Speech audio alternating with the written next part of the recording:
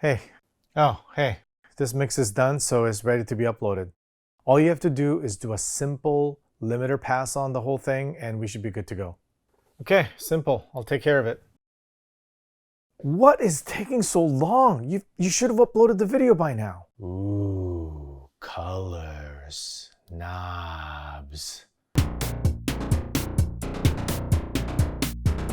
So I promise this episode is all about Eurorack modules, but first, I want to talk a little bit about software plugins.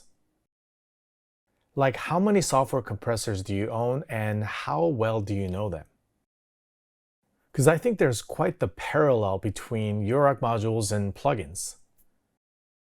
So plugins are obviously a phenomenal music production tool, but I found that I have to purposefully allocate some time to really get to know them. As I said this before in this channel, the great resource in life is your time. So you want a measure of efficiency whether you're learning new plugins or Eurorack modules. I've been putting some serious thought into learning Eurorack modules in the most effective way possible, making it a real habit in my overall time spent. It's pretty easy to get caught up in the Eurorack fever, but I wanted to make sure that I don't repeat the same mistakes that I made with plugins, where you grab too many and you end up getting lost in them. I really wanted to take the time to understand these Eurorack modules by having this workflow in place. So after doing some research, I'll decide on a module to purchase. In this particular case, it's a module I just recently picked up called Ornament and Crime, and this is a classic. And thanks to you guys, you recommended this to me, and obviously it was difficult to acquire this just because of the chip shortage these days. A lot of modules are out of stock, but I was lucky enough to be able to pick this up. It looks like a lot of Ornament and Crime modules look different because it's open source, and so they come in different shapes and form. This is particularly a version of it that was made by Plum Audio.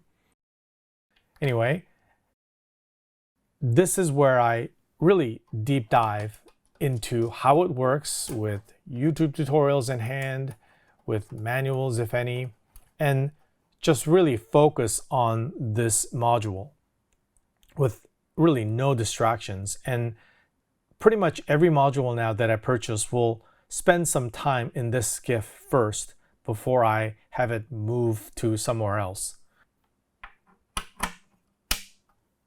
So usually I'll have a module or two that I'm familiar with, or sometimes I'll pull a module from my rack that I feel like that can work well together with this new module and learn and experiment.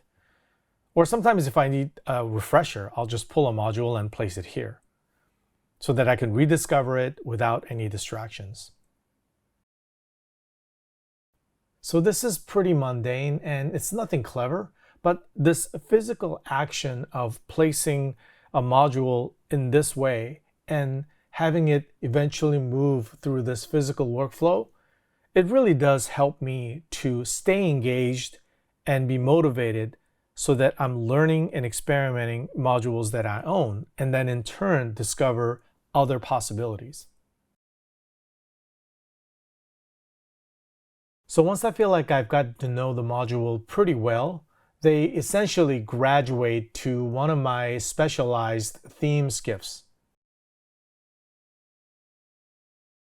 So this was one of my earliest skiffs that I built, and I want to say that the VPME quad drum module was one of the first ones where I isolated it by itself and really got to know how it functioned, and then eventually it moved on to this.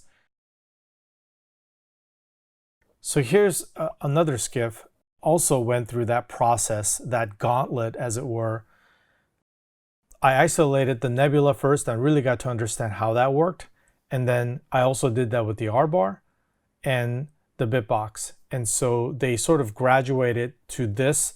And the way this particular essentially is a granular synthesis sampler skiff, as I'm calling it, Once I'm feeling really good about the composition of these modules, I'll add them to what I call the mothership.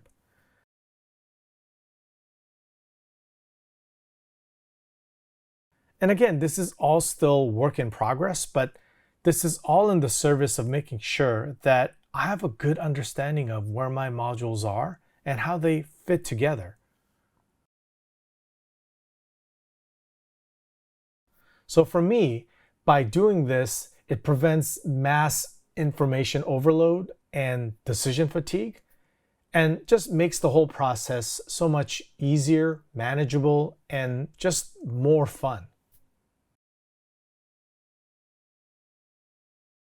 I think as I begin to really understand Eurorack modular systems are indeed an instrument of sorts, I have to be more realistic about the time and effort that it takes to learn these new dynamic musical instruments. You can't learn to play and master the guitar or the piano in just a few weeks. So I think Eurorack modules, being instruments on their own, definitely will require the kind of time and commitment like any other instrument. But in the end, if you decide that Eurorack modules are for you, I think it's worth it. But that's just my opinion. I would like to know what you guys think. Do you have any tips on how you organize and maintain your Eurorack system? Do you have any suggestions on how to better learn and absorb this incredible dynamic instrument? I would love to hear. Please leave them in the comments below.